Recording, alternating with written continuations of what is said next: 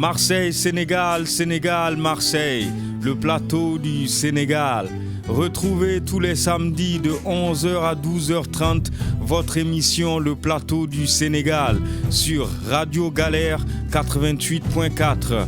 Comprendre, débattre, dialoguer sur l'actualité politique et économique du Sénégal et de toute l'Afrique.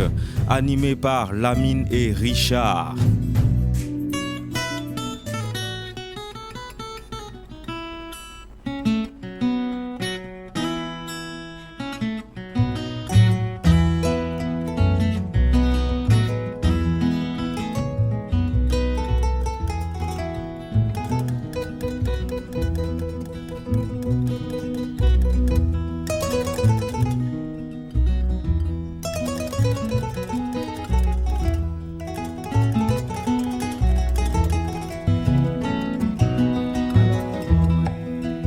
Bonjour à tous et bienvenue sur le 88.4 de la bande FM, radiogalère.org et sur le DAB+, canal 8C. Vous êtes dans l'émission Le Plateau du Sénégal, comme tous les samedis de 11h à 12h30 avec Lamine et Richard.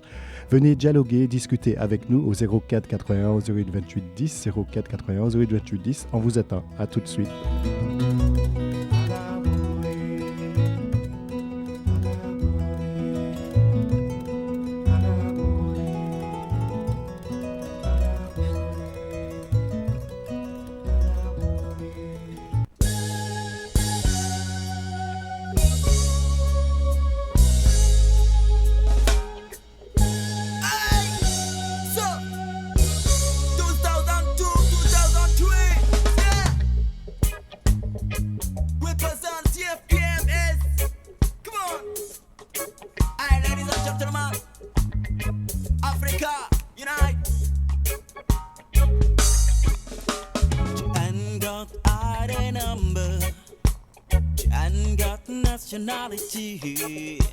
She doesn't care where she's from, Senegal or Uganda.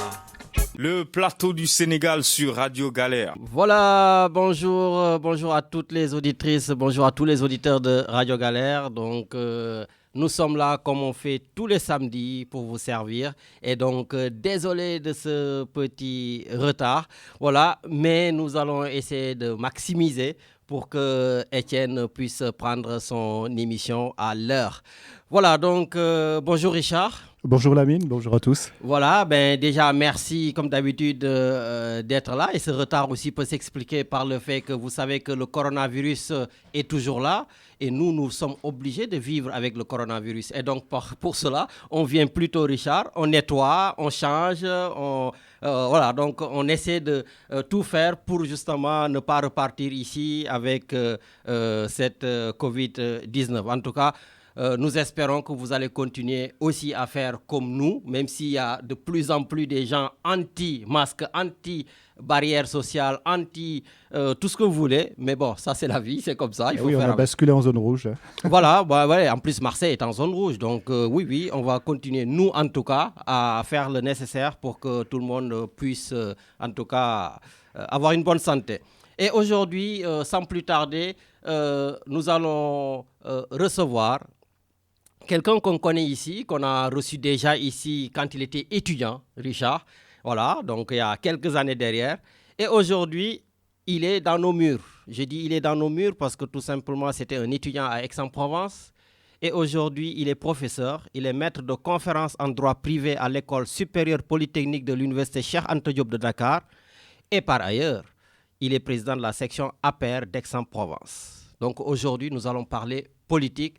Et nous sommes très heureux de recevoir Mamad Ndiaye, donc, qui est là avec nous. C'est une fierté, vraiment, Richard, d'avoir reçu des étudiants et plus tard, d'avoir reçu, donc, de recevoir, en tout cas, un professeur en droit. Donc, juste, je vous demande, vous les auditeurs, je sais que vous êtes très nombreux, de plus en plus nombreux à nous écouter. Et pour nous permettre d'avancer, Richard, d'ailleurs, je crois que Christine avait appelé.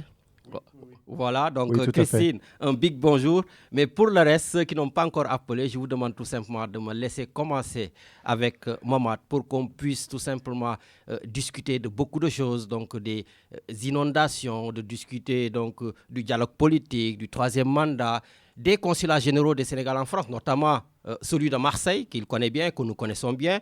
Voilà. Et puis d'autres choses, hein, donc ça me viendra à l'esprit. Voilà, je discute avec lui. Donc Richard, pour le moment, on ne décroche aucun téléphone. Voilà, même si les appels vont arriver. Et puis après, il n'y a pas de souci, d'ici la fin de l'émission, je vous donnerai la parole. Comme vous le savez, ici, il n'y aura aucune censure. Toutes les questions sont les bienvenues. L'essentiel, c'est tout simplement de le dire et de le faire, donc dans la limite, en tout cas, du respect et puis de la courtoisie. Et puis, j'aimerais quand même dire un petit mot sur Nicolas Sarkozy, Richard. Parce que j'avais dit qu'un jour, je vais faire une émission pleine sur Nicolas Sarkozy. Voilà, mais je vais le faire. Mais cette fois-ci, Richard, je vais surprendre beaucoup de gens. Surtout les gens de la gauche.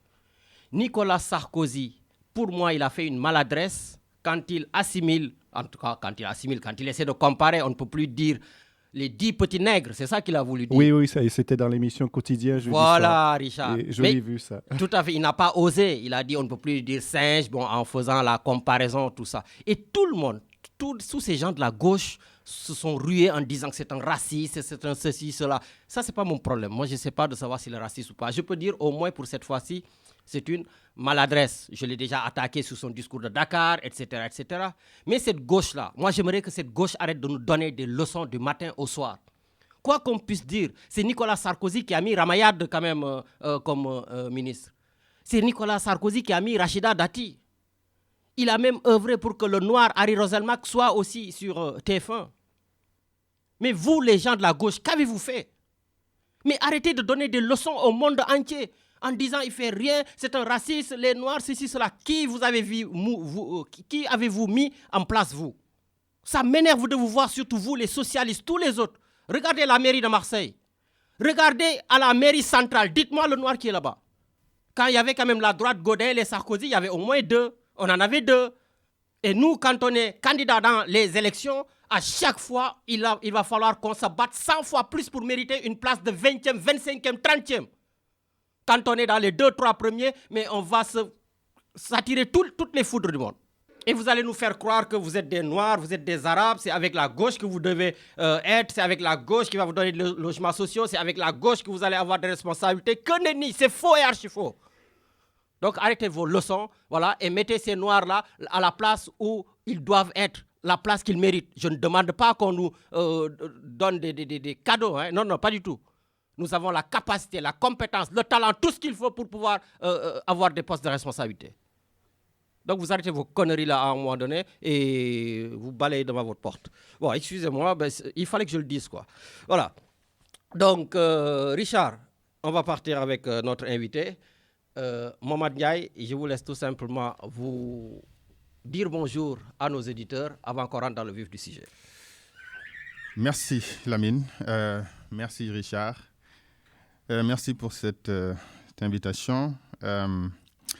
C'est toujours pour moi un grand plaisir de revenir à la Radio Galère. Je pense que si ma mémoire est bonne, la dernière fois que je suis venu ici, c'était en 2012. Je pense que ça remonte à 8 ou 9 ans. Mais c'est toujours un grand plaisir de retrouver ce plateau de Radio Galère.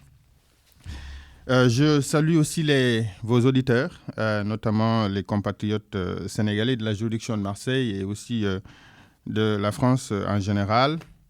Je voudrais d'abord, avant de commencer, exprimer toute ma compassion à l'égard de nos compatriotes qui ont été touchés directement ou indirectement par les inondations. Donc je pense fortement à eux et puis aussi je voudrais en tout cas leur exprimer toute ma compassion. Voilà, donc on va y revenir sur cela. Voilà, donc Mohamed, comme je le disais tantôt, vous êtes un professeur de droit, vous êtes donc enseignant au Sénégal à l'école nationale supérieure polytechnique donc de l'université Cheikh Anta Diop. Juste une première question, pourquoi avoir décidé d'aller enseigner au Sénégal plutôt que de rester ici à Marseille, Aix-en-Provence ou en France? Merci Lamine pour cette question. C'est une question extrêmement importante. Je l'entends pas, Richard.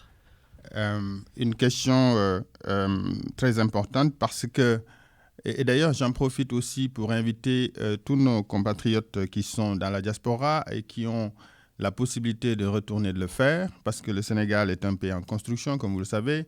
Le Sénégal a besoin de tous ses fils pour se développer. Et lorsque je suis venu en France, c'était pour faire des études. Alors, donc, quand j'ai fini ma thèse de doctorat, c'est vrai que j'ai enseigné ici en France pendant 6 ou 7 ans. Mais après cela, lorsque j'ai eu l'opportunité de retourner à Dakar, je n'ai pas hésité, parce que j'estime que nous devons tous participer au développement du pays, et chacun à sa manière. Et moi, comme j'étais dans l'enseignement, c'est le domaine dans lequel j'ai la possibilité de servir. Donc, j'ai tout de suite saisi l'occasion en participant à un recrutement qui a été organisé par l'École supérieure polytechnique de Dakar. Je salue au passage d'ailleurs les collègues, qui est une école prestigieuse. C'est parce que, comme je ne sais pas si vous le savez, mais l'Université Cheikh Anta Diop de Dakar a des facultés, des écoles, des instituts. Et voilà. Et donc, du coup, l'École supérieure polytechnique fait partie des écoles de l'UCAD. Et c'est une école, je pense, l'une des écoles les plus prestigieuses au Sénégal. Nous formons beaucoup d'experts comptables, beaucoup d'auditeurs, de financiers, tout ça. Donc, vraiment, je suis très content de rentrer au Sénégal et en tout cas de participer à la formation des jeunes compatriotes, à la formation des Sénégalais pour le développement de notre pays.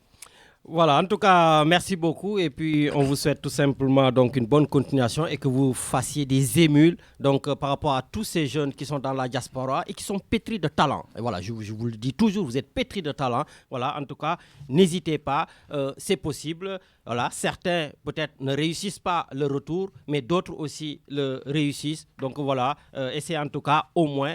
Voilà, il n'y a pire de n'avoir pas réussi. C'est de n'avoir pas essayé. Donc, en tout cas, voilà. Mohamed, maintenant, nous allons rentrer donc, dans le vif du sujet, la politique. Je sens que les téléphones sont en train de sonner. Richard, on ne prend personne. Hein? Voilà. Donc, Mohamed, vous êtes le responsable de l'APR. L'APR, c'est l'Alliance pour la République, qui est le parti du président Macky Sall.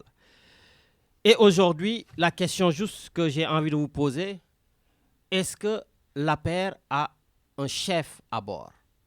Parce qu'entre les déballages, les insultes, les limogeages, les détournements, les faux médecins, la malgouvernance, tout ce qui se passe au Sénégal, surtout avec les gens de la paix, parce que vous dites toujours la patrie avant le parti.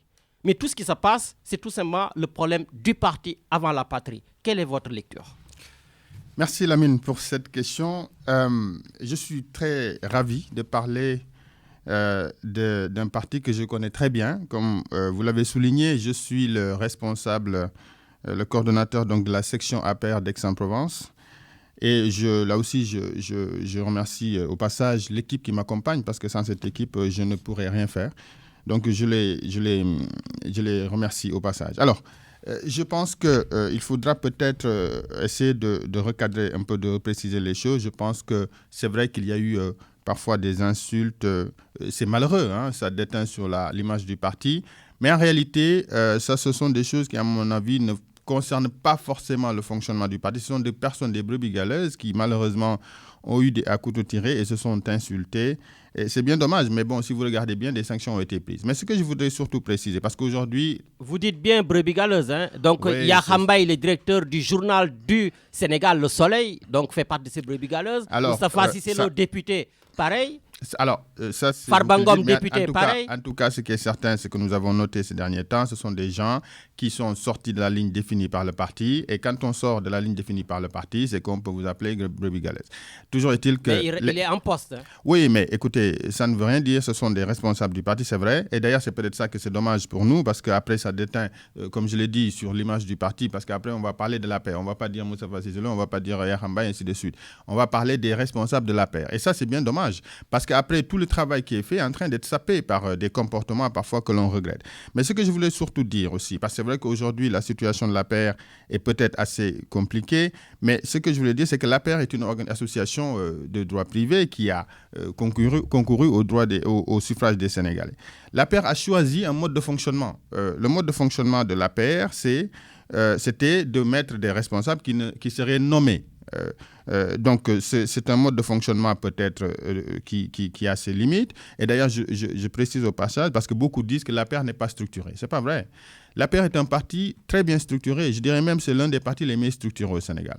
Maintenant, le fait que les responsables n'ont pas élus, qui sont nommés, c'était un choix que le président avait fait parce qu'on avait dit qu'il faut éviter les élections parce que souvent il y a des fissures après les élections. Donc pour éviter ça, il fallait choisir les militants. Et ça nous a réussi quand même, quoi que l'on puisse dire, jusqu'à maintenant, puisque nous avons gagné toutes les élections jusqu'à présent. Alors, c'est vrai qu'aujourd'hui, je pense, ce qui explique probablement, parce que les insultes, tout ça, je trouve ça un peu marginal, ce qui me préoccupe le plus, c'est la léthargie dans laquelle se trouve le parti. Et je pense que cette léthargie est due au fait que les responsables ayant été nommés, aujourd'hui, beaucoup sont contestés. Et comme ils sont contestés, ils sont frileux, pensant qu'ils vont perdre leur poste. De sorte qu'ils font tout pour maintenir le statu quo. Et c'est ça qui est dommage. Donc je pense qu'aujourd'hui, pour sortir de cette situation, il y a 2 choses qu'il faudra faire. Première chose, parce que bon, je dis ça, je prends juste l'exemple de la DSE. En France, vous avez un coordonnateur de la DSE qui est choisi par le président. Au niveau des sections, il y a des consensus au niveau des coordonnateurs. Mais par contre, le coordonnateur de la DSE est choisi par le président. Il y a beaucoup de contestations. Du coup, le coordonnateur a du mal à rassembler la famille. Donc je pense que ce qu'il faut faire aujourd'hui pour sortir de cette léthargie, premièrement, il faut qu'il y ait des élections partielles, parce que d'ici les élections présidentielles, peut-être qu'on ne pourra pas faire des élections pour tout le parti, mais au moins partielles sur certains postes. Par exemple, pour la France, il faut que le coordonnateur de la DSE soit élu. Au niveau des sections, il n'y a pas de problème. Et aussi, deuxième chose, il faut que... Donc vous dites au président de la République de se retirer de la forme de nomination des dirigeants des partis ici. Alors, ce que je dis, c'est que, par exemple, au niveau de la France, il faut que le coordonnateur de la DSE soit élu. Pourquoi ? Parce que s'il n'est pas élu, les sections ne se sentiront pas dans la DSE, en tout cas ne se sentiront pas dans les dispositions pour l'accompagner. Parce qu'il est nommé et surtout il n'y a pas de consensus. Par contre, si vous prenez au niveau des sections, il y a des consensus. Par exemple, si vous prenez l'exemple d'Aix-en-Provence ou des autres sections, il y a un consensus pour mettre un coordonnateur. Donc là, il n'y a pas de problème. Par contre, au niveau de la DSE, le président ayant choisi le coordonnateur de la DSE, il est contesté, il est fragilisé. Et sur quelle base il l'a choisi ? Il a choisi parce qu'il a estimé, c'était peut-être à ce moment-là, au moment où il était choisi, c'était la personne la plus à même de conduire les rênes du parti. Voilà. En tout cas, en France. Et durant cette période, avez-vous contesté cette nomination ? Alors, contester, non. Nous ne l'avons pas contesté parce que, pourquoi ? Parce que nous étions dans une situation où il fallait qu'il y ait quelqu'un. Il y avait beaucoup de problèmes au niveau de la DSE. Donc, le président, à un moment donné, il est venu ensemble avec les gens qui étaient là. On a essayé de trouver une solution. La solution la moins pire, c'était celle de laisser au président aussi, dans ce contexte-là, de choisir celui qu'il estimait être le mieux à même de conduire le parti. Alors, il se trouve que, malheureusement, il y a des problèmes parce que c'est lié à ça. Donc, aujourd'hui, ce que je pense, c'est qu'il faut au moins que ce coordonnateur-là soit élu, d'accord, par les coordonnateurs de sections. L'idée a été déjà émise, mais on n'est jamais allé jusqu'au bout. Donc, je pense qu'il faut ça, déjà pour limiter les contestations, ça c'est un. Et deuxièmement, il faudra aussi que ceux qui ont été nommés au poste de responsabilité par le président, qui occupent des postes au niveau de l'État, que ces gens-là laissent leur place aux autres militants dans le parti. Parce que je donne un exemple. Si vous êtes coordonnateur de section, vous êtes élu, vous êtes nommé consul. Alors, si vous restez responsable du coordonnateur du parti, chaque fois que la section va organiser quelque chose, c'est vous qui allez tirer les profits. Donc, finalement, ceux qui sont derrière ne sont plus motivés. C'est ce qui a créé beaucoup de frustration et beaucoup de découragement. D'ailleurs, c'est pour ça aujourd'hui que nous sommes dans cette situation très compliquée. Voilà, donc je pense que pour recréer l'envie, pour redonner en tout cas l'envie aux militants et remobiliser tout le monde, il faudra au moins ces 2 mesures-là. Évidemment, il faudra peut-être d'autres mesures d'accompagnement. D'accord. Voilà, donc on a bien compris. Vous demandez au président de la République de sortir sa main donc, dans tout ce qui est nomination dans la diaspora. Non, pas forcément. Alors, en tout cas, pour les coordonnateurs de DSE, je pense qu'il faut une élection.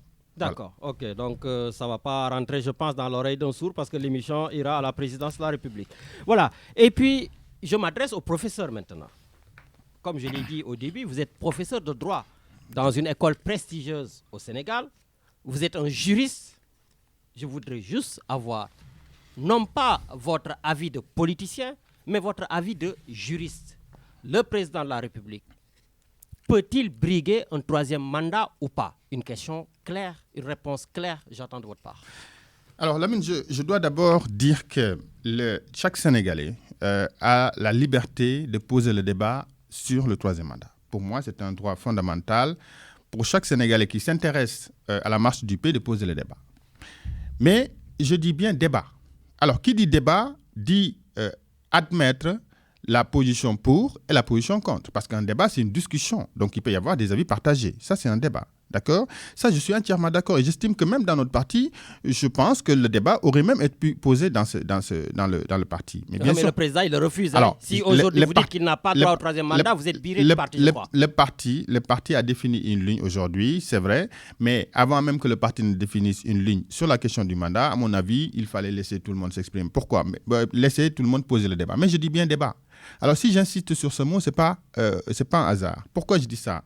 Parce qu'aujourd'hui, tous ceux qui parlent du troisième mandat, ils ne veulent pas un débat. Ils veulent une décision de la part du président. Et pas n'importe laquelle des décisions.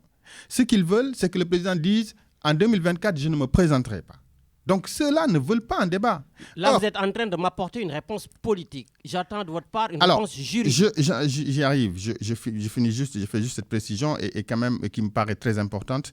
Et après, bien sûr, je vous donnerai mon avis. Alors, mais ce que je disais donc, c'est que ces gens-là veulent une décision. Alors, croyant que si le président prend la décision, s'il dit aujourd'hui je ne me présenterai pas, que le débat va être clos. Non, le débat ne sera pas clos. Le débat va se déplacer.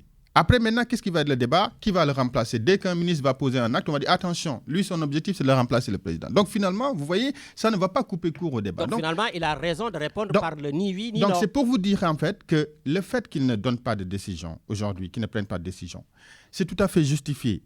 Parce que si vous regardez bien, non seulement ces gens-là veulent une décision et ça ne va pas clore le débat, mais surtout, il n'y a aucune obligation, ni juridique, ni morale et ni politique, qui l'impose à prendre une décision aujourd'hui. Pas juridique parce qu'il n'y a pas de texte qui lui oblige. Pas moral, il n'y a rien qui l'impose aujourd'hui de prendre une décision pour oui ou non. Il n'y a rien. Et politiquement d'ailleurs, ça pourrait même être une stratégie pour lui de ne pas donner sa position aujourd'hui. Parce que si jamais il disait « je ne me présente pas », il donne le futur remplaçant. L'opposition va commencer tout de suite à affiner sa stratégie autour de cette personnalité-là. Et l'opposition va tout faire pour fragiliser cette personne. Donc ça pourrait même être une stratégie pour lui de ne pas dire qu'il ne va pas se présenter et qu'il va pas se présenter. Et même s'il prenait l'autre sens, c'est-à-dire en disant je me présente, là aussi vous imaginez, politiquement ce n'est ni bon ni pour la paix, ni aussi pour le Sénégal, parce que l'opposition va essayer de créer des troubles au niveau du pays, ça va porter préjudice. Alors, donc vous faites partie des gens qui l'ont conseillé de dire le ni oui ni non. Non, je n'en fais pas partie, mais j'estime que je fais une analyse et je pense très bien qu'aujourd'hui, ceux qui réclament le débat, ceux qui parlent du troisième mandat, veulent une décision et je ne crois pas forcément que ce soit d'abord une décision opportune parce que ça ne va pas couper au cours au débat. Et deuxième chose, c'est que le président n'a aucune obligation de donner une position. Donc, alors, on a compris. Réponse politique, maintenant réponse juridique. Voilà. Alors, sur la réponse juridique, je me souviens, en 2017, la question s'était posée. En 2017, et d'ailleurs ceux qui ont certainement consulté ma page Facebook l'ont vu certainement, et j'avais fait une lecture en tant que juriste. Et j'avais estimé que la Constitution sénégalaise, je vous réitère ma position donc de 2017, parce qu'aujourd'hui, alors, et là aussi je voulais juste faire cette précision, si je regarde les télévisions au Sénégal, les médias de manière générale, je ne comprends pas. Pourquoi ? Parce que j'ai l'impression qu'ils poussent tout le temps les gens à la faute au Sénégal. Pas vous, mais je veux dire au Sénégal, le parti a défini une position. Ça aurait pu être n'importe quelle question. Le parti dit, si vous êtes dans le parti, voilà notre position officielle. Je ne comprends pas pourquoi les journalistes veulent coûte que coûte, lorsqu'un homme du pouvoir vient les voir, coûte que coûte qu'il se prononce sur une question sur laquelle le parti a pris une position. Mais bon, c'était une parenthèse. Et vous allez prendre position. Alors, moi, j'avais, comme je vous ai dit, en 2017, je réitère ma position. En 2017, lorsque le débat s'est posé, je me souviens, c'était le professeur Babacar Gaye qui l'avait posé. Et moi, j'avais estimé que, et d'ailleurs, c'est une lecture que j'ai faite de la Constitution, j'ai estimé qu'à partir du moment où l'objectif de la Constitution du Sénégal, c'est de faire en sorte que quelqu'un ne reste pas trop longtemps au pouvoir. C'était ça l'objectif initial. Donc, aujourd'hui, même parce qu'il y a un débat sur la lettre de la Constitution. Certains disent oui, il peut, certains disent il ne peut pas. Mais moi, je me suis dit peut-être qu'il faudrait se fonder sur l'esprit. Qu'est-ce qu'on a voulu ? Ce qu'on a voulu, c'est de limiter la durée. Donc, si on veut limiter la durée et qu'on dise donc pas plus de 2 mandats de 5 ans, évidemment, j'estime que un mandat de 7 ans devrait être compté, ce qui signifie que le président serait à son 2e mandat et que donc il ne pourrait pas se représenter. Ça, c'est la lecture que je fais de la Constitution, que j'ai fait en tout cas en 2017. J'espère que cette émission ne vous portera pas préjudice. Hein? Mais écoutez, cette émission ne pourra pas me porter préjudice pour 2 raisons. La première raison, c'est qu'encore une fois, j'ai réitéré une position que j'avais tenue avant avant que le parti ne prenne position. Ça, c'est un. Deuxièmement, aujourd'hui, je n'occupe pas de poste de responsabilité au niveau de l'État. Je ne vois pas en quoi... Vous êtes responsable du parti? Oui, je suis responsable du parti. Au contraire, c'est moi qui sers aujourd'hui... Et vous avez des ambitions politiques au sein de ce parti? parti? Oui, j'ai des ambitions politiques au sein de ce parti. Si je vous dis le contraire, je n'aurai pas raison. Mais en tout cas, ce qui est certain, c'est qu'aujourd'hui, je ne vois pas en quoi une sanction pourrait être prise contre moi. En tout cas, on vous remercie pour votre franchise.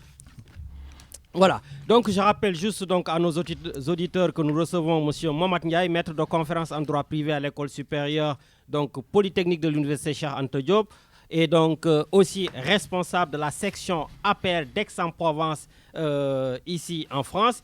Et nous étions en train de parler donc du référendum du 20 mars. Je rappelle juste pour nos auditeurs, l'article 27 dit bien la durée du mandat présidentiel la durée du mandat du président de la République est de 5 ans, renouvelable une fois. Nul ne peut exercer plus de 2 mandats consécutifs. Et donc, notre juriste nous a dit en ce sens, aucun président sénégalais, y compris le président actuel, ne pourrait en tout cas briguer un 3e mandat. Au moins, ça c'est clair, net et précis. Vous avez parlé dans votre, dans vos propos, des consulats. Vous avez parlé de la nomination. Donc, on va y revenir. Et aujourd'hui, donc, comment voyez-vous le fonctionnement des consulats généraux du Sénégal en France? Je parle de Paris, Lyon, Bordeaux, même s'il est devenu un bureau, et surtout Marseille. Quel est votre avis là-dessus? Merci Lamine pour cette question. Alors, le fonctionnement des consulats en soi, je ne pourrais peut-être pas forcément insister là-dessus. Pourquoi? Parce que tout simplement, je ne suis pas au cœur du fonctionnement, donc je ne sais pas exactement ce qui se fait et ce qui ne se fait pas. Je sais que des fois, il y a des plaintes de la part des Sénégalais, et ça c'est valable pour tous les consulats, mais je pense que globalement, les consulats sont gérés. Voilà, je pense. Maintenant, j'aimerais bien parler, parce que vous me donnez l'occasion de parler du consulat de Marseille. Alors, pourquoi? Parce que je voudrais évoquer 2 choses. Peut-être sur les consulats, avant d'aborder le consulat de Marseille, dire, à mon avis, chaque consulat a 4 missions. 4. Il y a une mission diplomatique qui consiste à représenter le Sénégal à chaque fois qu'il y a des cérémonies officielles, en tout cas organisées par l'État d'accueil, à savoir la France. Ça, c'est la première mission et je pense que c'est une mission qui est globalement bien exercée. Deuxième chose, il y a la mission administrative qui consiste à délivrer des papiers administratifs, carte d'identité, passeport et extrait de naissance, tout ça. Là aussi, je pense que globalement, les services administratifs font leur boulot. Troisième mission, c'est la mission d'assistance. À ce sens-là, j'invite davantage les consuls à œuvrer davantage dans ce sens parce que cette mission-là, elle est extrêmement importante. Elle consiste à apporter de l'aide à tous les Sénégalais qui sont en détresse, aller les rencontrer aussi, ceux qui sont dans les prisons, aller rencontrer ceux qui ont des difficultés de papier, ainsi de suite. Donc, essayer peut-être de mettre davantage de moyens sur cette mission d'assistance. Et en dernier lieu, je pense que dans les consulats, il doit y avoir aussi une mission économique. Et là, les consulats, je les invite en tout cas à travailler davantage avec les autorités locales, en tout cas les entreprises locales, et aussi en partenariat avec le bureau économique de l'ambassade du Sénégal à Paris, pour essayer de trouver des partenaires qui vont essayer d'investir au Sénégal dans différents domaines. Parce que, n'oubliez pas, et je pense que tout le monde le sait, le Sénégal est encore un pays à construire qui a besoin de beaucoup d'investissements. Donc, je pense que globalement, sur les missions, et pour la plupart, les missions sont bien exercées, mais j'invite quand même, j'exhorte davantage mes amis les consuls à faire davantage, surtout dans l'assistance. Donc, voilà ce que je voulais dire pour les consulats de manière générale. Maintenant, pour le consulat de Marseille. Oui. Notamment sur le choix des personnes qui sont là, qui ont été là depuis que le président Macky Sall est arrivé au pouvoir. C'est simple, je le rappelle, depuis que le président est arrivé, il est parti à Paris chercher un Tamsir Faye pour l'amener ici. On a vu tout ce qu'il a fait comme connerie pour pouvoir disparaître. Et maintenant, d'ailleurs, il a atterri à l'ANPEJ, l'une des agences les plus prestigieuses au Sénégal, mais ça, c'est le président.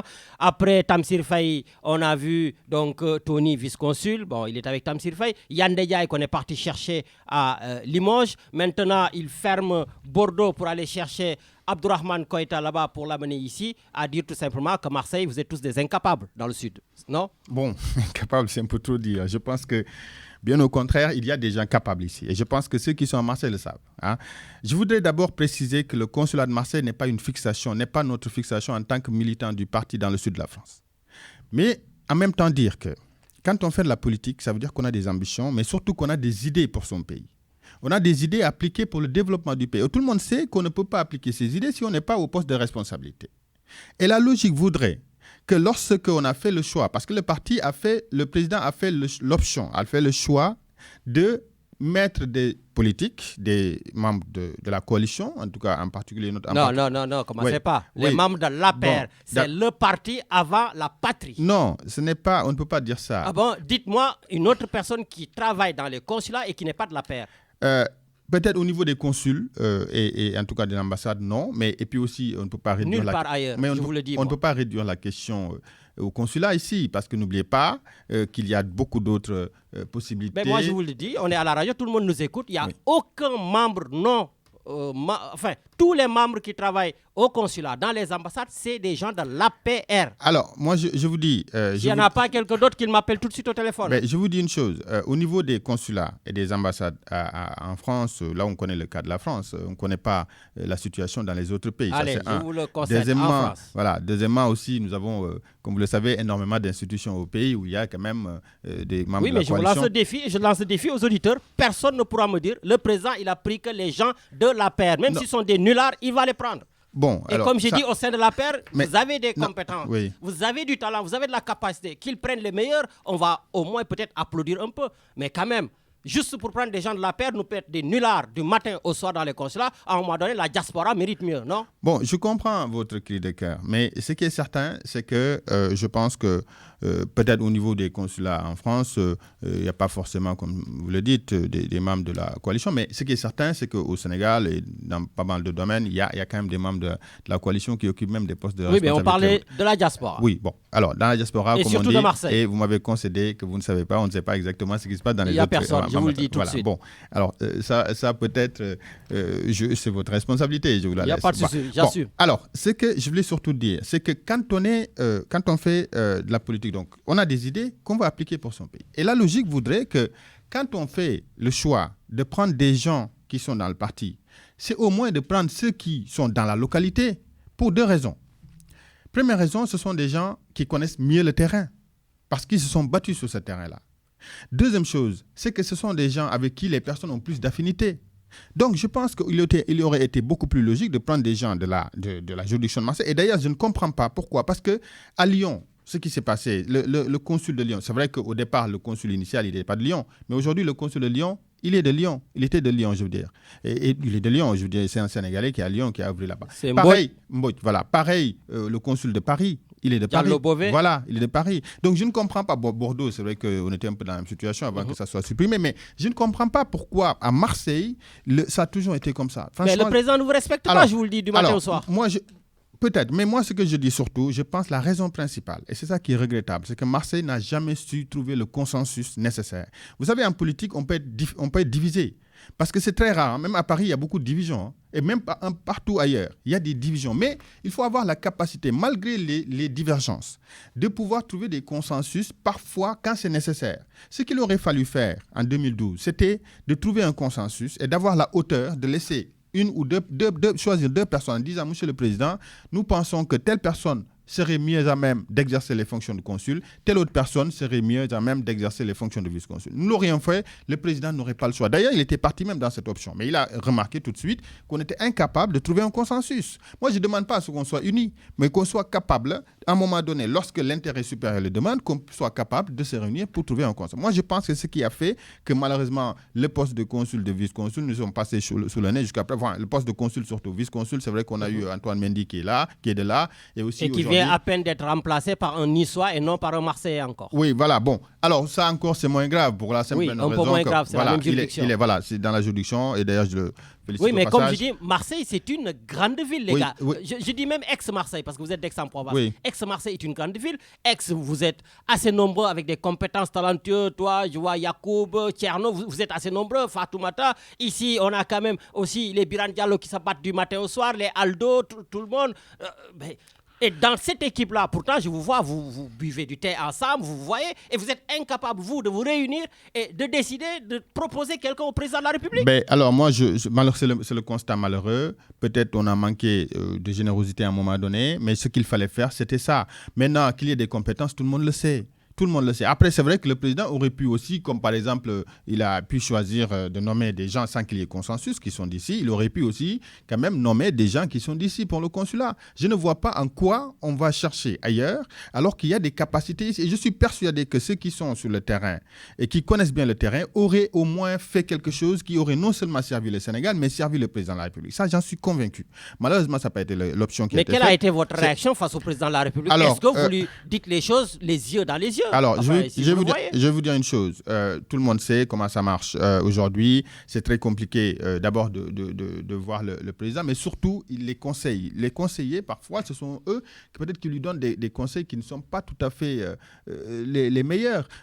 En tout cas, je ne sais pas les raisons. Maintenant, le président, nous, tout ce qu'on pouvait faire, c'est de sortir dans la presse pour dire « Ah non, nous ne sommes pas d'accord ». Mais nous ne sommes pas dans cette logique-là. Ce que l'on veut aujourd'hui, c'était d'avoir la possibilité d'approcher le décideur pour lui dire « Monsieur le Président, nous pensons que telle chose ». Mais si ce n'est pas possible, c'est uniquement aller sur la presse. Nous avons eu à faire des sorties, mais ce n'était pas pour faire mal. On a eu à sortir dans le passé, si vous vous souvenez, mais c'était parce qu'il y avait des querelles au niveau du consulat. C'était pour dire stop. Voilà. Maintenant, quand même, après tout, nous sommes dans une organisation et on ne peut pas aussi, lorsque le chef décide, sortir dans la presse. Mais je pense il serait quand même mieux, il serait bien, je dois voir même opportun, que les conseils du président, s'ils m'entendent, qu'il le saisisse sur la question, ou peut-être, parce qu'aussi, il faut dire une chose, j'ai dit au début, nous n'avons pas une fixation sur le consulat, mais au moins que des gens qui sont là, qui se sont battus, qui ont les capacités, que ces personnes-là soient responsabilisées. Parce que ce sont des personnes qui vont apporter quelque chose, j'en suis convaincu. Donc, j'espère qu'en tout cas, le message sera entendu. En tout cas, ce n'est pas dans notre objectif aujourd'hui de sortir dans la presse, de s'épancher dans la presse. Est-ce que déjà, le président, il n'a pas raté son départ en voulant tout simplement apériser les consulats, les missions diplomatiques? Est-ce qu'aujourd'hui, la diaspora qui regorge de personnes compétentes ne mérite pas tout simplement, pour l'intérêt général du pays, de mettre des gens vraiment compétents et qui habitent dans la juridiction? Moi, je vais vous dire, il ne faut pas qu'on se cache. En politique, lorsqu'on choisit, regardez en France comment ça se passe. Lorsque vous avez un parti qui gagne l'élection, on sait déjà qu'il va être Premier ministre, qu'il va être ministre des Affaires étrangères, qu'il va être ci, qu'il va être ci, qu'il va être ci. Pourquoi? Parce que ce sont les personnes d'abord qui se sont battues. La politique est extrêmement difficile. Quand vous avez des gens qui vous accompagnent, qui prennent leur temps, leur énergie... Benoît Bokoyakar s'est battu avec vous. Hein, oui, non, mais je suis d'accord. Mais encore une fois, peut-être ici au niveau de la France, ça n'a pas été l'option, mais ailleurs, c'est peut-être l'option. J'en sais rien. Vous allez peut-être au Sénégal, vous allez avoir, et là, bon, par contre, c'est incontestable. Regardez, vous avez des responsables de la coalition qui sont à des stations quand même très élevées. Moustapha Agnès, Tanor Dieng qui était là, Aïssata Tall Sall, il y en a plein aujourd'hui. Donc, je pense que le fait de responsabiliser les membres de la coalition, c'est peut-être une option qui est plus générale que localisée ici. Peut-être qu'ici, ça n'a pas été forcément le choix. Mais ce que je veux dire surtout, c'est que d'abord, lorsqu'on s'engage en politique, lorsqu'un parti gagne, la première chose, c'est de penser d'abord aux alliés. Maintenant, je suis d'accord avec vous qu'il faut prendre les compétents. On ne peut pas choisir quelqu'un parce qu'il est de la paire uniquement alors qu'il n'a pas les capacités. La première règle, le premier critère de choix, ça doit être la compétence. Ensuite, maintenant, s'il fait partie du parti, tant mieux. Mais sinon, il faut mettre en avant les compétences. Alors, mais je dois quand même préciser que ce que je dis sur le fait que les gens du Sud n'ont pas été nommés n'a rien à voir avec le fait que Abdourahmane Koïta a été choisi. C'est un ami et je pense qu'il fera le boulot comme c'est demandé. Je l'ai rencontré il n'y a pas longtemps et je sais que de toute façon je le connaissais très bien. Je dis on entretient de très bons rapports. Donc ce que je dis sur le fait qu'on n'ait pas été choisi, ça n'a rien à voir avec le fait parce que c'est pas lui qui choisit naturellement. Mais je pense qu'il relèvera le défi en tout cas de ce point. On le souhaite, mais ça ne demeure pas moins aussi que sa place n'était pas ici. Il y avait des gens aussi compétents que lui, sinon plus compétents que lui qui habitent dans la juridiction, qui pourraient être là. Sur ça, au moins vous êtes d'accord. En tout cas, il y avait des gens au moins autant compétents. Voilà. Donc nous allons continuer, Richard. Je vais revenir un peu sur les inondations. Mohamed, je pense que c'est une honte ce qui se passe au Sénégal. C'est une honte, un plan décennal qui devrait finir dans 2 ans. Donc 8 ans en tout cas de mise en œuvre. Et aujourd'hui, les Sénégalais ne baignent même plus dans l'eau, mais les Sénégalais nagent dans l'eau. Que pensez-vous de tous ces milliards engloutis alors que l'inondation est encore je le dis Taïla Walo Gona Aïe parce que je vois que sur Facebook les gens me disent que les gens, comme beaucoup de Sénégalais, ne comprennent pas le français, il faudrait qu'on parle Wolof. Écoutez, de temps en temps on parlera Wolof, mais j'aimerais aussi que beaucoup de gens comprennent, comme nous sommes dans la diaspora, en Wolof, il y a suffisamment de personnes, les Pape Alenia, les Seydina Sek qui font des émissions, donc il n'y a pas de souci, mais dinañ def ay émissions en Wolof. Voilà, donc Momad, donc pour revenir sur les inondations, Taïla Walo Gona Aïe. Aujourd'hui, les Sénégalais souffrent et pourtant le président de la République dit avoir mis en place donc un plan décennal et puis à la surprise générale, il nous dit que c'est Dieu qui a amené l'eau. À la surprise générale, il nous dit que c'est les Sénégalais eux-mêmes qui sont partis construire là, il ne faut pas. À la surprise générale, il nous dit d'ailleurs faites-moi le bilan de l'argent qui a été écoulé. Mais le président de la République quand même, respecte-t-il encore une fois de plus les Sénégalais, Momad? Merci Lamine pour cette question d'actualité. Je dois d'abord dire quand même que c'est un peu exagéré vos propos, mais écoutez, je vais quand même apporter quelques éléments de réponse. Alors déjà, je dois dire que je l'ai déjà fait au début de l'émission.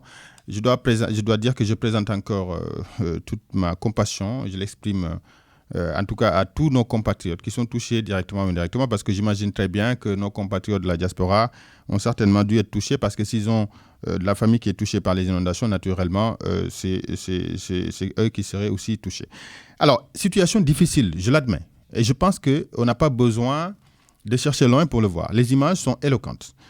La situation est particulièrement complexe. Je pense que beaucoup parmi nous n'ont jamais peut-être vu des inondations pareilles au Sénégal. Vous avez l'eau qui vous arrive jusqu'à la gorge, ou en tout cas à des niveaux très, très élevés. Donc la situation est très compliquée. Maintenant, sur les causes, je pense qu'on les connaît, les causes, plus ou moins. Alors, les causes, globalement, pour aller vite, vous avez d'abord une absence de plan d'assainissement dans beaucoup de quartiers, beaucoup de domaines du Sénégal. Vous avez une occupation anarchique parfois du sol. Vous avez un incivisme aussi qui consiste à verrouiller, en tout cas à jeter des ordures dans les canaux, donc du coup qui bloque l'eau.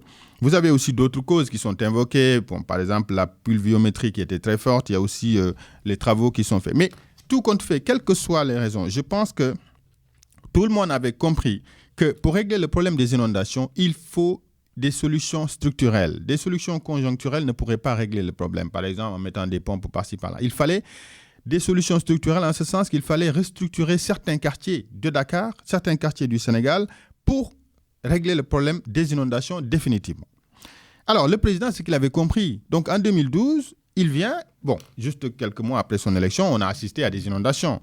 Et qu'est-ce qu'il a fait? Il a dit, je mets en place, c'est vrai qu'il y a eu un plan d'urgence d'abord pour essayer de reloger les personnes qui étaient touchées par les inondations à l'époque, mais surtout, il a mis en place un plan décennal. Et je pense que tout le monde avait salué la chose. Pourquoi? Parce que tout le monde sait que c'est ce qu'il nous faut.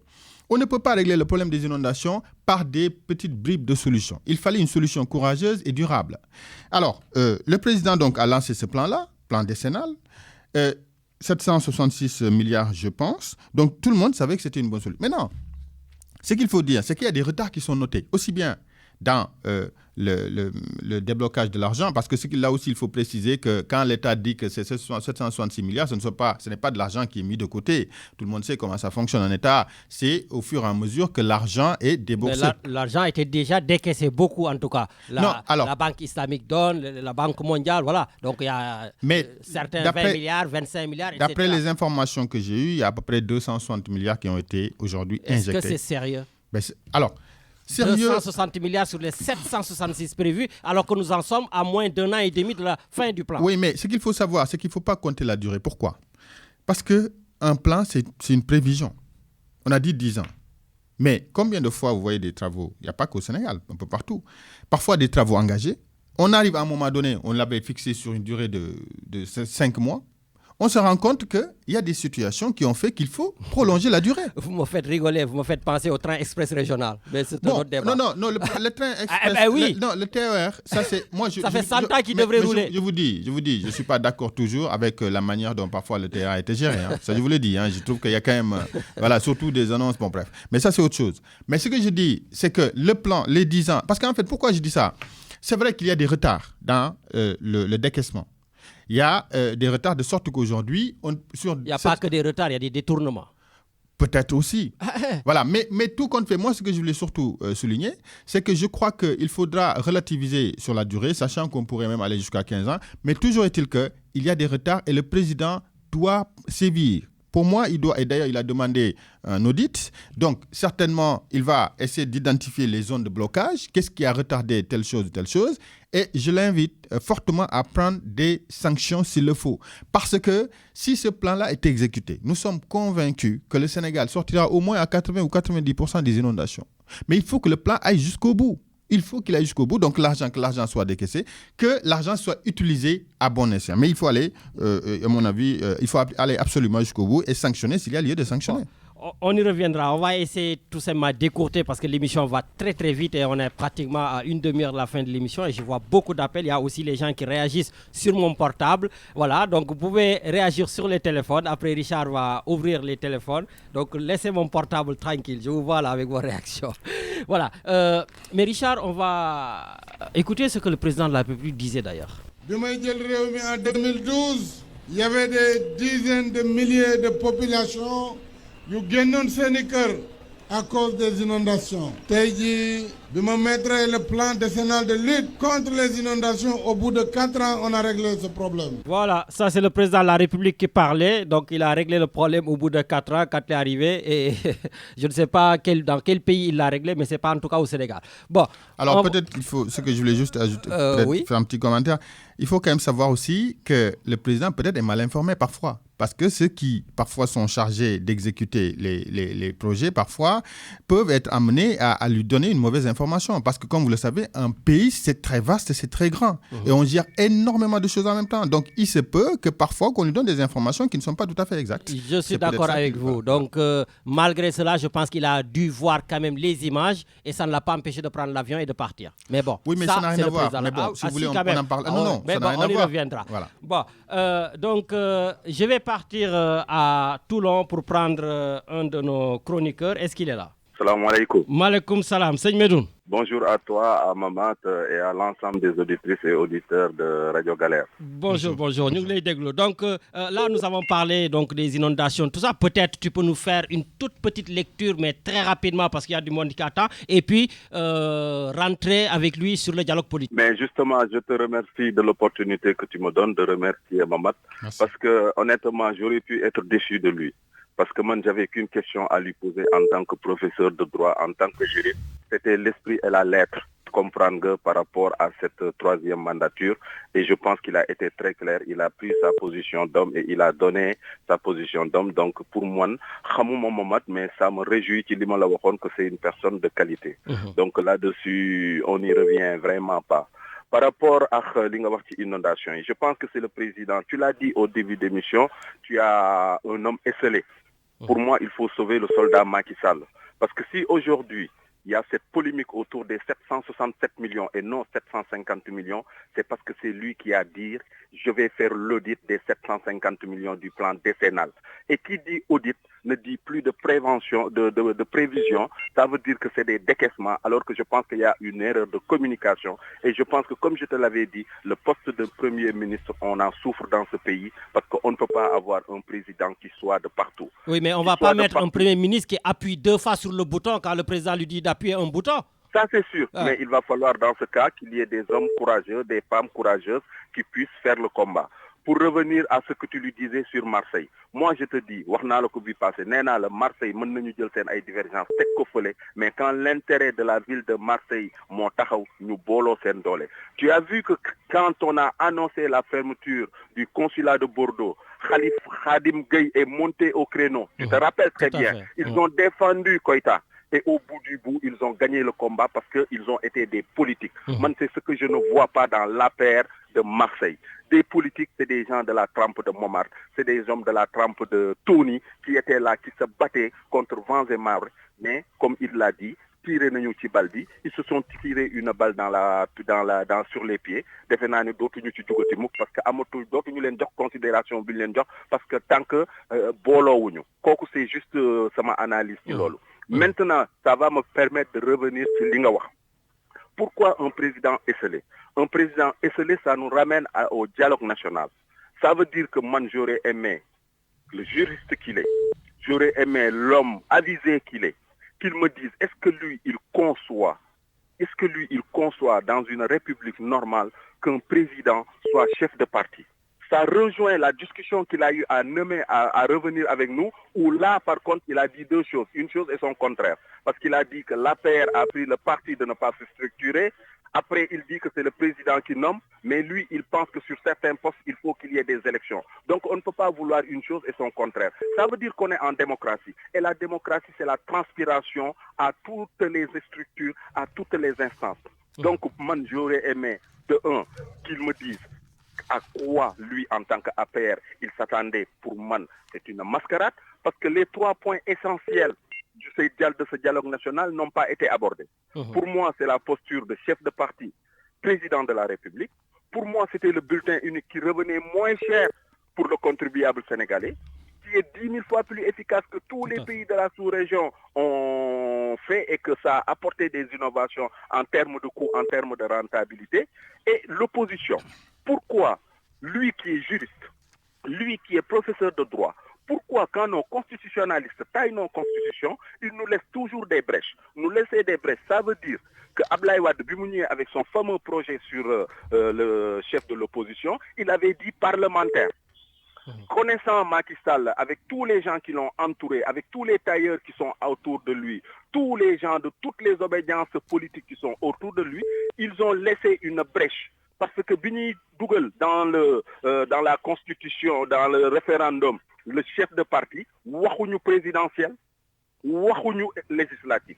Et ce qui permet aujourd'hui à Macky Sall de se positionner et de choisir son opposant. Et en plus, j'aurais aimé qu'il me dise dans ce dialogue politique, est-ce que lui, il trouve normal que le chef de l'opposition, qu'on mette à disposition une manne financière de 2 milliards du contribuable sénégalais, est-ce que Lolo, il le trouve juste? Man, ce sont les 3 questions. Comme affaire de Foberi, je pense qu'on aurait pu faire mano, mais je respecte le format de ton émission et je te remercie de cet honneur que tu m'as fait en me laissant intervenir. Merci, tu fais partie des chroniqueurs de l'émission, c'est normal. Voilà. Allez, merci. Djadjef. Momad, avant que tu ne prennes la parole, je sens les tic-tic dans mes oreilles, donc il y a beaucoup de gens qui appellent. Richard, il y a quelqu'un d'autre? Allez, on y va. Allô? Oui, bonjour. Lamine Dramé. Oui, grand Dramé, nous les déglou. Tu sais que je n'appelle pratiquement pas. Tout à fait. Je t'ai écouté. Bon, j'ai toujours dit que quand on cite des personnes, on oublie toujours quelqu'un. Ah. Tu as oublié ton grand dans les personnes qui ont œuvré dans l'installation de la paix à Marseille. Mon grand, c'est toi, mais toi, tu m'as dit que le consulat ne t'intéresse pas. Alors, je continue, laisse-moi finir. Sauf que moi, je ne suis pas intéressé par le consulat. Voilà, c'est pour ça que je t'ai pas chacun doit savoir de quoi il est capable, de quoi il n'est pas capable. Moi, je ne suis pas capable de gérer le vice-consulat ni le consulat. Ça, je le sais, donc je reste à ma place. Alors, je t'interviens pour une chose. La première des choses que Momad a dit qui est vraie, d'ailleurs je salue Momad, mon petit frère, qui relève toujours le débat quand on a des réunions à la PR. Le vrai problème, Momad l'a dit, on manque de cohésion entre nous-mêmes dans le Sud. Dans Marseille en particulier, mais dans le Sud en règle générale. Donc le président ne peut pas nous respecter. De toute façon, il ne nous respecte pas. Ça, je l'ai toujours dit. Alors les combats, ils sont simples. Il y a un combat le Nord contre le Sud. Donc les gens de Paris, c'est eux qui entourent le président, donc c'est eux qui décident qui le président doit nommer et qui ne doit pas nommer. Nous, on a une entrée à la présidence. Personne ne peut dire qu'il a une entrée à la présidence de la République. Personne du Sud. Tous les gens qui disent ça, ils mentent. Tu sais dit, personne de nous n'a une entrée au niveau de la présidence. Donc quand le président nomme, il écoute ces sbires, là, les gens de Paris qui disent, ouais, un tel il est bon, un tel il est bon, un tel il est bon. Il y a eu des candidatures au niveau du consulat à Marseille qui sont aberrantes. Comment ces gens-là peuvent dire qu'ils sont candidats à être vice-consul à Marseille? C'est pas possible. De toute façon, le premier revient à une chose, c'est qu'on nous manque de cohésion. Et la cohésion, mais vous pensez que c'est juste vous manquer de cohésion que le président, il nomme personne d'entre vous? Mais parce que nous, on ne se défend pas entre nous. Et quand tu vois qu'il y a 4 candidats de Marseille qui vont candidater à Dakar pour être des vice-consuls, 4. Mais c'est pour augmenter leur chance, non? Il faut quand même savoir de quoi tu es capable. Pourquoi on ne se consulte pas entre nous, dire les gars, on va se battre pour un tel. À Paris, c'est ce qu'ils ont fait. D'accord. Ok. Et à Paris, ils sont consultés, ils se sont battus ensemble pour des postes. D'accord. Nous, on est allé diviser. Ça va, grand. Donc, Bon, ça c'est une parenthèse. Pour les, comment dirais-je, pour pas être trop long, pour les histoires d'inondation, il n'y a pas que Dakar qui est inondé. Faut pas l'oublier. c'est vrai que tu es du village, toi. Tu en connais des Faut pas choses. l'oublier. Chez moi, il y a une route un pont qui a été fait au Fouta, pas chez moi même, au Fouta, entre Matam et Bakel, qui a coûté je sais pas combien de milliards, qui est fait par les Tunisiens. Pour mes pluies, le pont est coupé, donc on peut même pas aller à Ourossogui, à plus forte d'aller à Dakar. Ben, j'espère que vous l'avez dit à votre Voilà. ami président. C'est pas mon ami, je le vois pas. Oh, ça va. Bon. Bon, donc voilà quoi. Le problème il est là du Sénégal. Les gens ils font des marchés, il n'y a pas de réception de marché. Les gens de Dakar ils s'assoient, ils font des plans dans les villages. Ils n'ont jamais mis les pieds dans le village. Il y a des cours d'eau. Les cours d'eau il faut des voies. On ne les connaît pas. Donc on décide à Dakar, on fait des plans. Et premier pluie, les ponts sont coupés. D'accord. Ben, en tout cas, Voilà. merci beaucoup, grand, pour cette intervention. Et donc, cela veut Allez, dire. bonjour à Lamine et à tous tes auditeurs. Merci. Merci. Voilà, donc Dramé a bien raison de dire qu'il fait partie des gens, bien sûr, qui se bougent à Marseille pour la paire. Oui, je ne l'ai pas cité volontairement parce que je discute avec vous tous, hein, je vous connais tous. Comme je dis toujours, mes amis, c'est tous de la paire. Voilà, mais il m'a toujours dit qu'il n'est pas intéressé par le consulat. Il y a un autre. Allez, on y va. Momar, j'espère que tu es en train de noter, Momar. Hein? Allez, on y va. Allô? Allô? Oui, bonjour. Bonjour Lamine, c'est Christine. Oui, bonjour Christine. Voilà, je vais être un peu hors sujet aujourd'hui, malgré que je pense que les abcès, c'est une bonne chose, à condition que ça mène à des solutions intéressantes, intelligentes. Voilà, tout ce qui a été dit, ce sont des discours. Si c'est suivi des actes, je serais bien contente. Voilà, mais aujourd'hui, je ne téléphone pas pour ça, je téléphone pour les Afro-Américains, parce que je ne veux pas être complice de ce qui se passe, même si je suis hors sujet aujourd'hui. Bon, allez-y rapidement. Oui, les personnes manifestant désirent la paix, mais pas à n'importe quel prix. Leur message est clair. Vivre dignement sans avoir peur, chaque jour de mourir assassiné.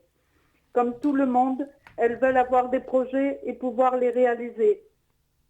On croit que certaines personnes sont insouciantes, indifférentes, mais en réalité c'est faux. Au fond d'elles, elles sont très touchées par chaque très belle parole et acte de solidarité, car la solidarité désintéressée, c'est un magnifique cadeau. Que faut-il entreprendre quand une partie de l'État et une partie de la population vous font payer très chèrement d'être là? Pour les criminels et leurs complices, qu'est-ce que sont des personnes par rapport à des marchés économiques? Seuls ceux et celles respectant les droits de l'homme peuvent répondre à cette question calmement dans chaque pays. Je vous fais un gros bisou à tous. Merci beaucoup, merci Christine. Merci beaucoup. Voilà, donc c'est le direct aussi. Voilà, donc de temps en temps, il y en a qui ont envie aussi de défendre d'autres causes. Donc voilà, ici, on ne censure personne. Voilà, on revient. Donc merci Christine, en tout cas, pour cette participation à votre manière. Et Momat, avant de vous donner la parole, je prends un dernier appel, en tout cas, pour vous donner la parole. Et après, je prendrai peut-être 2 ou 3 autres. Je crois qu'on est à Paris là. Allez, on y va. Allô?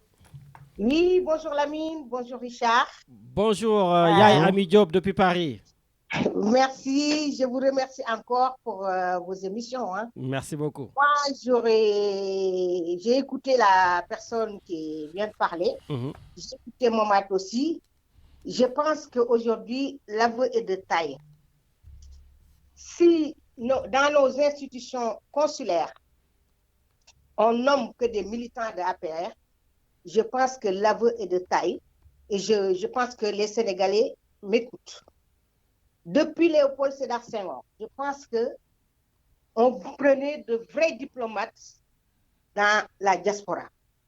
Aujourd'hui, si des militants se bousculent aux portes du président de la République Macky Sall pour des postes consulaires, je pense que c'est lamentable.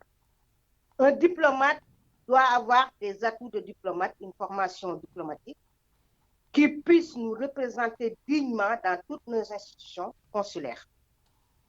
À écouter ces militants de l'APR, je pense qu'ils doivent tous se remettre en cause. Mais ça y va aussi de la formation militante au sein de l'APR. Pour moi, jusqu'à présent, l'APR n'est pas un parti politique, c'est un club d'amis, où on nomme les amis, les gens qui sont plus proches de madame ou de monsieur. Moi, j'ai milité au Parti socialiste plus de 30 ans. Je suis en France plus de 25 ans, presque 30 ans. Et jamais, en tant que cadre ici en France, ou militant, je n'ai jamais sollicité à avoir des postes dans les consulats ou bien à l'ambassade. Parce que ce n'est pas mon travail. Je n'ai pas une formation de diplomate.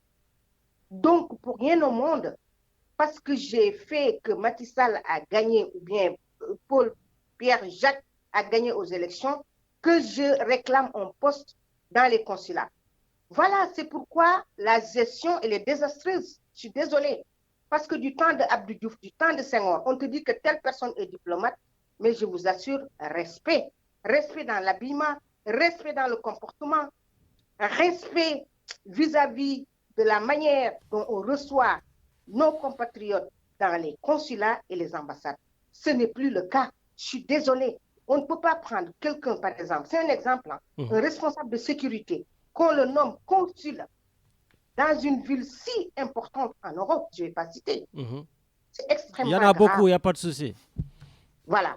Donc, Lamine, moi, je voulais intervenir dans ce sens. Et pour les inondations, moi, je pense que le TR est passé par là. L'histoire de, je ne sais pas quoi, le bus qu'ils ont fait à Piquet, oui, les BRT, là. Tout cela y est passé. Les inondations depuis Senghor n'ont jamais, ou Abdou Diouf n'ont jamais été de la sorte. Excusez-moi.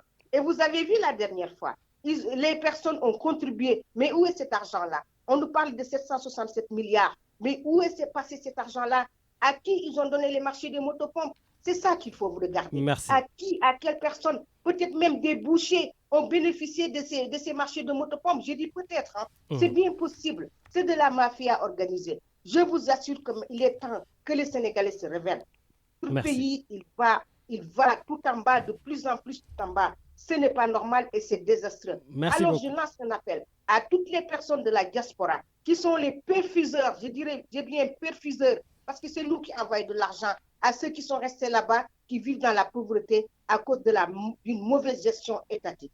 Assez, Lamine. C'est un cri de cœur parce qu'on en a assez de travailler ici, de se lever à 6 heures du matin, d'être ici des cadres en France et autres, et nous travaillons. Et tous les mois, nous faisons les Western Union. Maintenant, c'est même sur nos portables. C'est inadmissible. Il faut que Macky Sall respecte les Sénégalais et ne prenne pas les Sénégalais pour des idiots. Parce que nous, quand même, on a assez de cadres, on a assez de Sénégalais qui réfléchissent. Depuis Léopold Sédar Senghor, je pense que partout où on va, on a montré nos compétences, qui prennent des gens compétents et qui virent tous ces ministres, tous ces profiteurs qui s'enrichissent sur le dos des Sénégalais.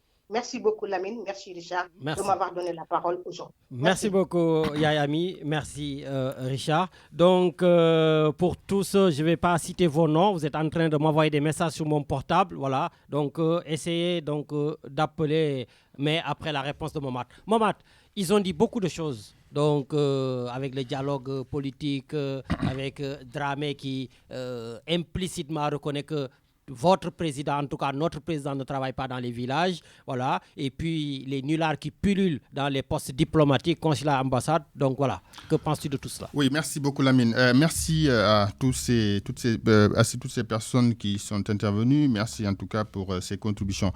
Alors, je dois répondre d'abord à la question sur l'APR. Ce que j'ai dit sur l'APR, c'est que l'APR est une association, donc c'est une organisation qui a la liberté de s'organiser comme elle veut.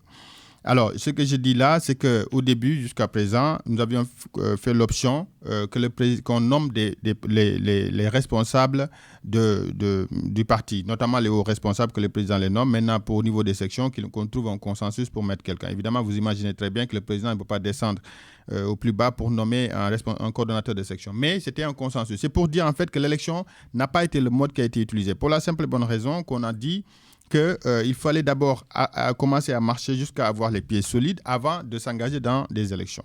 Pourquoi? Parce que les élections, ça crée parfois des fissures. Donc, et ça nous a réussi jusqu'à présent. Mais aujourd'hui, ça atteint un peu ses limites parce que le fait que les personnes ont été nommées, il y a notamment au niveau au plus haut, il y a des contestations. C'est ce que j'ai dit. Maintenant, si je dis l'APR est un parti structuré, Mais l'APR est un parti structuré. Il ne faut pas qu'on confonde un parti structuré et un parti dont les responsables ne sont pas élus. Structuré, si je prends l'exemple de la DSE en France, par exemple, vous avez un bureau, un coordonnateur, adjoint, il y a des responsables sur chaque poste. Vous avez une trésorerie, ainsi de suite. Vous allez dans les sections, pareillement. Donc, le parti est bien structuré. Maintenant, le problème, c'est peut-être la légitimité des dirigeants. C'est peut-être à ce niveau-là qu'il faut corriger. Et c'est là que j'ai dit qu'il faut peut-être des élections partielles, notamment pour le coordonnateur de la DSE. Et peut-être aussi que les gens qui ont été responsabilisés au niveau de l'État laissent leur poste à ceux qui sont derrière. Ce que je voulais dire sur les précisions que je voulais apporter sur l'APR. Maintenant, sur le dialogue national, bon, je pense que c'est un point qu'on va aborder tout à l'heure. Donc, je l'aborderai avec tout ce qui est les points qui ont été inscrits à ce dialogue. Sur les inondations, la manne financière, encore une fois, l'argent n'a pas été décaissé. Maintenant, là où il y a le problème, c'est pourquoi l'argent n'a pas été décaissé. Et encore une fois, ce n'est pas l'argent qui a été mis là, qui a été mis dans un compte où il faut venir puiser. Non, c'est l'argent qui sera déboursé au fur et à mesure. Maintenant, il y a des lenteurs. Et c'est là que j'ai dit que le président doit sévir. Parce que quand on confie des responsabilités à des personnes pour qu'elles exécutent ces tâches-là, s'il y a des manquements, s'il y a des retards, absolument, il faut que le président prenne ses responsabilités et en tire toutes les conséquences. Pour ce qui est... Bon, là, je rassure Dramé, je pense que c'est vrai, les inondations, là, ça touche tout le Sénégal, ils en sont conscients, mais le plan décennal concerne tout le Sénégal. Donc, je pense qu'à terme, si le plan est conduit jusqu'à son terme, toutes les localités du Sénégal seront concernées. Et Ami qui parle des militants de l'APR, ils parlent d'aveu d'échec. Je pense que c'est un peu trop dire, pour la simple et bonne raison que dire que ce sont des militants de l'APR qui sont nommés au niveau des consulats ici à Marseille, en France et l'ambassade, ou c'est même pas l'ambassade, d'ailleurs les consulats, c'est pas un aveu d'échec.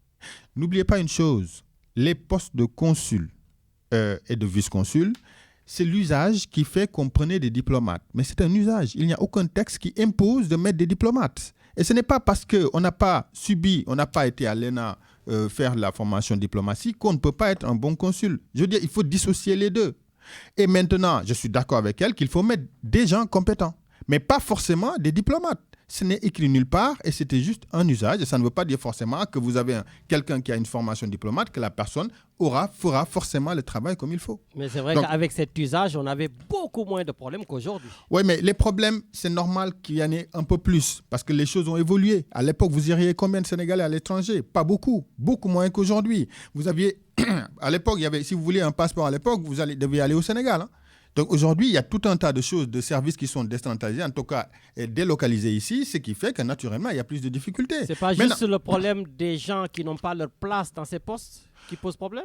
Moi, je pense que les gens qui n'ont pas leur place dans ces postes-là, je ne suis peut-être pas forcément bien placé pour dire que telle personne a sa place ou n'a pas sa place, mais ce que je dis, je reste sur les principes, c'est que ce n'est pas parce qu'on est diplomate qu'on va faire correctement le travail. Ce n'est pas parce qu'on n'est pas diplomate qu'on ne fait pas correctement le travail. Et je termine, quand elle dit que l'APR est un club d'amis, bon, ça c'est son jugement. Je pense que, comme je l'ai dit, l'APR est un parti structuré, c'est vrai. Et ça se fonctionne un peu comme ça partout, dans tous les partis au Sénégal. Il y a toujours des petits groupes d'amis, ça c'est normal. D'ailleurs, c'est pour ça que je dis que dans tous les partis où vous allez au Sénégal, c'est presque plus ou moins la même chose. Parce qu'il y a des Sénégalais avec leurs qualités et leurs défauts. Donc voilà les précisions que je voulais apporter. Voilà, donc merci Momad. Je rappelle à nos auditeurs que nous sommes avec Momad Ndiaye, maître de conférence en droit privé à l'école supérieure polytechnique donc, de l'Université Cheikh Anta Diop de Dakar et aussi président de la section APR d'Aix-en-Provence. Maintenant, un dernier appel, Richard. Hein. Donc, je le laisse se présenter parce que je ne sais même plus comment le présenter. Allô? Oui, allô? Oui, bonjour. Oui, bonjour, c'est Biran Diallo, donc un des responsables politiques de l'APR sur Marseille. Ah, vous n'êtes pas le coordonnateur? Oui, exactement. J'en ai trop de titres. Hein. Moi, je suis justement, non, c'est important. Quel est votre titre aujourd'hui? Alors, le titre, je veux commencer par le haut parce qu'au niveau de la DSE, qui est quand même un organe qui gère tout ce qui est politique de l'APR en France, la délégation des Sénégalais à l'extérieur, je suis chargé de la formation politique à ce niveau. Et de deux, au niveau de Marseille, Intramuros, donc je suis le coordinateur de l'APR Marseille-Maire depuis, puisqu'on a eu aussi une autre section qui est sur place. Donc, à ces deux niveaux, je peux m'en tenir là pour éventuellement ne pas trop gruger sur le temps. D'accord. Pour dire que je suis quand même habilité à parler de ce parti sur place. Voilà. Donc, je remercie au passage le camarade ou le petit frère Momad Ndiaye pour son brillant exposé par rapport au point que vous avez choisi. J'ai essayé depuis le début pour entrer, pour amener quand même ma contribution par rapport à ça. Merci Mais pour comme vous, le c'est temps... le succès de l'émission. Voilà. Comme le temps reste quand même un peu réduit, je revenais juste parce que j'avais donné quand même un SMS pour parler que notre parti est victime de non-structuration. Ça, quand même, c'est un élément important à souligner parce que si on a eu tous ces problèmes de nomination des camarades au niveau politique, c'est que la non-structuration d'un parti génère ces genres de comportements. En fait, vous n'êtes pas d'accord avec votre camarade Mohamed? Comment? Vous n'êtes pas d'accord avec votre camarade Mohamed? Non, mon point de vue, c'est que de tout temps, parce qu'on l'avait demandé au président à l'époque, depuis 2010 qu'on a gagné dans cette démarche, c'est sûr. On lui avait demandé que vraiment en 2019, si jamais nous passons ce cap pour avoir un deuxième mandat, parce qu'on a vu qu'il y avait des problèmes à l'intérieur et ces problèmes sont généralement générés par la non-structuration, on lui a demandé de structurer le parti pour savoir qui est qui et qui fait quoi. Et si le point était déjà réglé à son niveau, on n'aurait pas tous ces genres de soucis au niveau du parti. En tout cas, c'est mon point de vue. Maintenant, donc, ça a généré ça, on est victime de tout ça, et cette non-cohésion fait que tout un chacun se dit habilité ou bien compétent d'aller faire quoi que ce soit ou faire une demande par rapport à quelque chose. Mais si la situation était de pointe, je suis sûr et certain que ce cas ne se poserait pas. Donc, en deuxième, la dame qui est sortie pour parler que nous ne sommes pas en partie d'un truc, c'est son point de vue.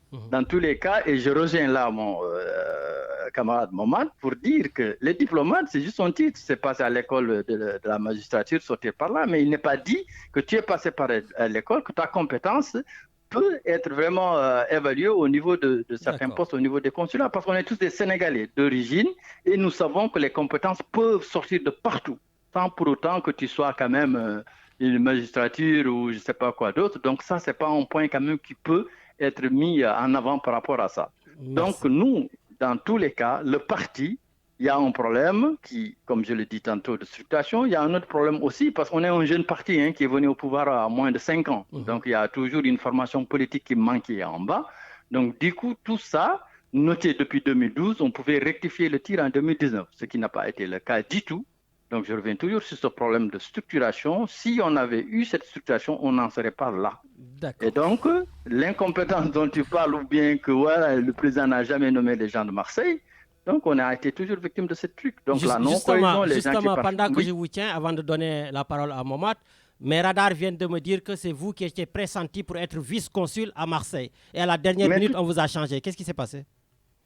Mais moi, je ne peux pas être, comment dirais-je, au cœur de l'affaire si je devrais décider ou bien qui décide ou qui conseille le président. Le pressentiment peut être sur tout le monde, parce qu'on est aussi tous à mesure. Oui, mais votre dossier était en pole position. Votre dossier, ça, j'en suis sûr. Dans tous les cas, moi, je ne peux pas être, comment dire, dans la tête du président. Son choix lui appartient. Parce que c'est lui quand même qui choisit les gens et peut-être qu'il y a des critères qu'il met en avant, je ne peux pas te le dire. Merci. Mais dans tous les cas, que ce soit moi, que ce soit Dramé ou un autre dans ce parti, qui ont lutté fortement, âprement pour que le parti existe, ici à Marseille, reconnu de tous. Aujourd'hui, si on parle de l'APR de Marseille, on sait les têtes qu'on appelle, on sait qui il rencontre. Parce que la dernière fois, je crois, quand j'ai rencontré le président, on en a parlé et je lui en avais fait part aussi. Mais dans tous les cas, comme je l'ai dit, je ne suis pas dans la tête du président, le choix lui revient. Mais au moins, nous sommes très contents qu'un des nôtres du Sud, qui vient quand même au moins pour sauver, comme on le dit. Merci beaucoup, Biran, le coordonnateur du Sud de Marseille. Malheureusement, c'est venu à temps et je remercie Mohamed au passage, je remercie Richard et Lamine, merci de m'avoir donné la parole pour toi. Merci beaucoup. Au revoir. Voilà, merci Mohamed. Merci Biran. Voilà, donc on est arrivé au terme de cette émission. Je vois que Étienne me met la pression, mais tu me laisseras conclure avec mon invité. Voilà, parce que c'est pas parce que tu es arrivé avec 10 minutes de retard qu'il faut qu'on se les prenne dans les dents. Merci Étienne. Merci pour ta gentillesse. Voilà, donc Mohamed, je te laisse tout simplement conclure. Tu as tout entendu. Donc la non-structuration, le dialogue politique, j'aimerais aussi ton avis. Et tu as le dernier mot. Oui, merci Lamine. Déjà, je voudrais juste quand même préciser que l'APR est un parti bien structuré. Je pense que l'erreur qu'il a faite, c'est une erreur normale parce que même les plus hauts responsables du parti le font. Le problème de l'APR, encore une fois, c'est la légitimité dans l'occupation des postes. Il faut distinguer structuration d'un parti et l'occupation des postes. C'est l'occupation où il n'y a pas d'élection, mais la structure du parti en tant que telle, les structures existent très bien. Bon, bref, ça c'est juste une parenthèse. Mais je voudrais juste aborder 2 points rapidement sur le statut de chef de l'opposition et puis aussi sur les dialogues politiques. Voilà, rapidement. Alors, sur le statut du chef de l'opposition, j'ai entendu et je pense que ça a été déjà évoqué. Il faut rappeler que c'était en 2001 qu'on a consacré les droits de l'opposition dans la Constitution. Et en 2016, on a renforcé donc cette consécration en créant le poste de en parlant du chef de file de l'opposition. Alors, donc, c'est une suite logique que de parler de cela dans le dialogue politique. Alors, les avantages, bon, je pense qu'on le sait, hein, le chef de file de l'opposition va représenter l'opposition dans les instances, au niveau des instances nationales, et puis aussi faciliter le dialogue entre pouvoir et opposition. Ça permet de clarifier les choses en gros.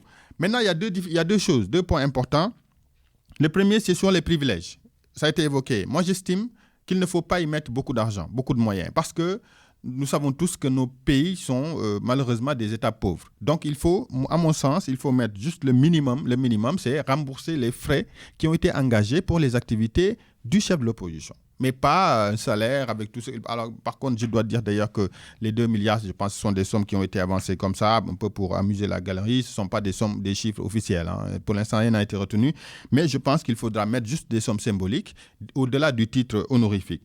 Maintenant, ça, c'est le premier point. Maintenant, sur les modalités de choix. Est-ce qu'il faut choisir les chefs de file du Parlement, enfin, des députés de l'opposition, du Parlement, ou bien est-ce qu'il faut choisir ceux qui sont sortis deuxième aux législatives ou deuxième à la présidentielle?